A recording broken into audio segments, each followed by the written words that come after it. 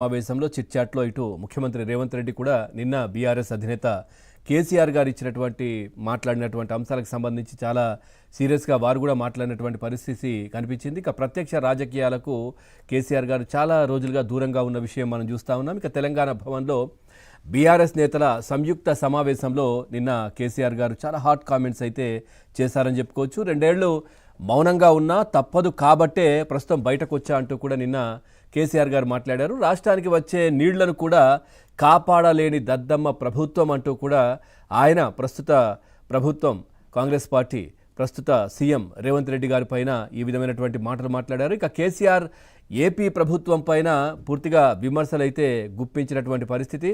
అట్లాగే చంద్రబాబు కుట్రతోనే మరి Palamuru project DPR వెనక్కి వెళ్ళిందంటూ కూడా మాట్లాడారు. మరి ఇప్పుడు ప్రస్తుతం మళ్ళీ చంద్రబాబు నాయుడు గారు ప్రస్తావన ఎందుకు తెస్తున్నారో కూడా మళ్ళీ సెంటిమెంట్ రాజేసే ప్రయత్నం చేస్తున్నారంటూ కూడా ఇటు కాంగ్రెస్ పార్టీ కావచ్చు బీజేపీ పార్టీలు కూడా మాట్లాడుతున్న పరిస్థితి. ఇటు కాంగ్రెస్ టీడీపీ పాలమూరుకు ద్రోహం చేశాయంటూ కూడా నిన్న కేసీఆర్ గారు మాట్లాడారు. ఎంఓయూలకు ఇటు చంద్రబాబు ఆద్యుడు అంటూ కూడా మళ్ళీ ఆయన ప్రస్తావన చేశారు.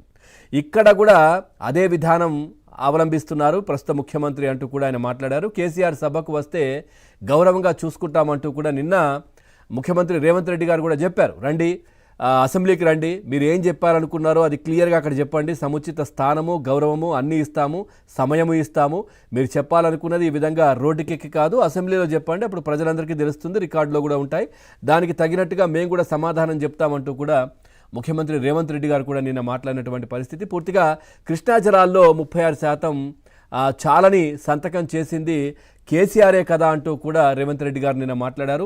ఉమ్మడి ఏపీలో కంటే కేసీఆర్ పాలనలో ఎక్కువ అన్యాయం జరిగిందంటూ కూడా ముఖ్యమంత్రి రేవంత్ రెడ్డి గారు మాట్లాడారు. అట్లాగే తండ్రి కొడుకులు ఇద్దరు ఆర్థిక ఉగ్రవాదులే అంటూ కూడా నిన్న ముఖ్యమంత్రి మాట్లాడినటువంటి పరిస్థితి. కేసీఆర్ ఆరోగ్యంగా ఉండాలని అసెంబ్లీకి రావాలని కోరుకుంటున్నామంటూ కూడా సీఎం రేవంత్ రెడ్డి నిన్న మాట్లాడినటువంటి పరిస్థితి కనిపించింది.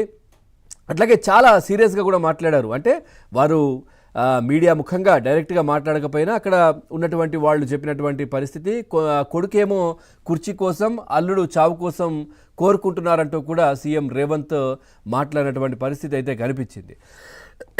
సో ఈ అంశాలకు సంబంధించి దీనికి సంబంధించి కూడా పూర్తిగా ఇటు రాజకీయంగా కూడా తెలంగాణలో నిన్న కేసీఆర్ గారి ప్రెస్ మీట్ నేపథ్యంలో పూర్తిగా మళ్ళీ రాజకీయం హీటెక్కిందని చెప్పుకోవచ్చు.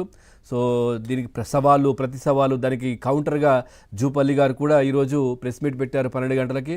సో దానికి సంబంధించి కూడా చాలా క్లారిటీగా కేసీఆర్ గారు మాట్లాడిన అంశాలకు ప్రతి ఒక్కరూ పొన్నం ప్రభాకర్ కావచ్చు వీరు కావచ్చు అందరూ కూడా మాట్లాడుతున్నటువంటి సమాధానాలు చెప్తున్నటువంటి పరిస్థితి అయితే ప్రస్తుతం కనబడతా ఉంది.